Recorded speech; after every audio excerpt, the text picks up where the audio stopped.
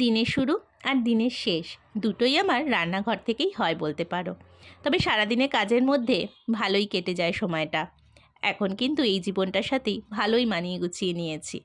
তো যাই হোক, আজকে আমার মেয়ের ফরমাইশ হলো মা চিকেন চাপ করে দেবে। যেহেতু পরীক্ষার সামনে বাইরের খাবার একটু কমই দিচ্ছি, চেষ্টা করছি ঘরে যতটা করে দেওয়া যায়।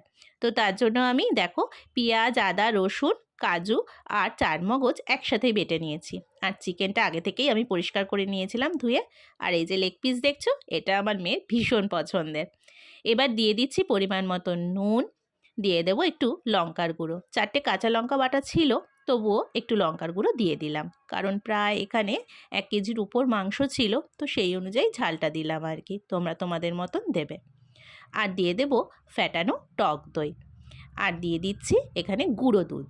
এই গুঁড়ো দুধটা দিলে না বেশ সুন্দর একটা টেস্ট হয়। আমি দেখেছি অনেক সময় রেস্টুরেন্টে না খোয়া ক্ষীর ব্যবহার করে, তবে খোয়া ক্ষীর তো আমার কাছে ছিল না, সেই কারণে আমি গুঁড়ো দুধটাই দিয়েছি। আর দিচ্ছি সাদা তেল। সব কিছু দিয়ে ভালোভাবে ম্যারিনেট করতে হবে। আর দিয়ে দেবো এখানে গোলাপ জল।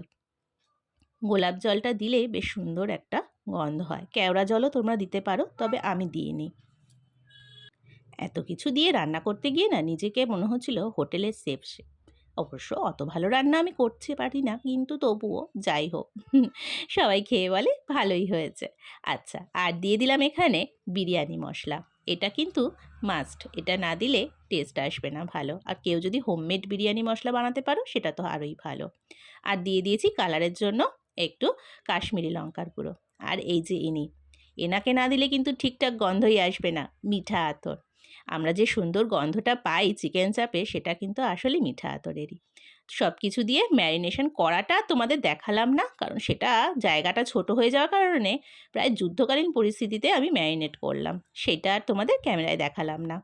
এরপর কড়াইতে তেল আর ঘি গরম করে গোটা গরম মশলা আর জয়িত্রী ফোড়ন দিয়ে দিয়েছি। আর এবারে দিয়ে দেব চিকেনটা। আর এদিকে মেয়ে চিৎকার করছে, বই খুঁজে পাচ্ছি না, খাতা খুঁজে পাচ্ছি না, এই চলছে।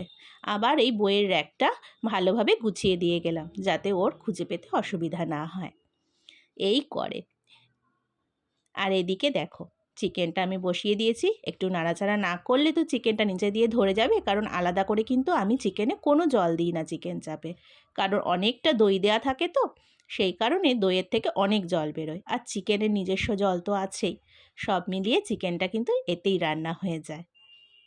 আর এদিকে হাজবেন্ড বাজার থেকে আজকে নিয়ে এসেছে নেসকাফের এই শিশিটা। দেখো এখন রেড কালারের মুখটা হয়, আগে বেশ ব্রাউন কালারের হতো, এখন আবার রেড কালার, ভালোই লাগছে দেখতে। শীতকাল পড়েছে, একটু কফি না খেলে হয়। আর এদিকে কষাতে চলে এলাম, আবার সুন্দর গন্ধ ছাড়ছে। আর এদিকে মেয়ের নাকেও চলে গেছে গন্ধ, ওদিক থেকে ওই যে সাড়া দিচ্ছে, মা হয়েছে কষানো। সেটাই বলছিলাম যে এখনো হয়নি, একটু দাঁড়া, আর একটু পরে তোকে দেবো। এটাই হয়, ছোটোবেলার এটা একটা আলাদাই মজা, তাই না? রান্না করতে করতে একটু কষা খাওয়া। আর এই দেখো কত জল উঠেছে।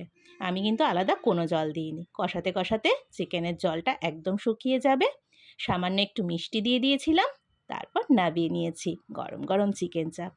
তো তোমাদের এই রেসিপিটা কেমন লাগলো অবশ্যই জানিও।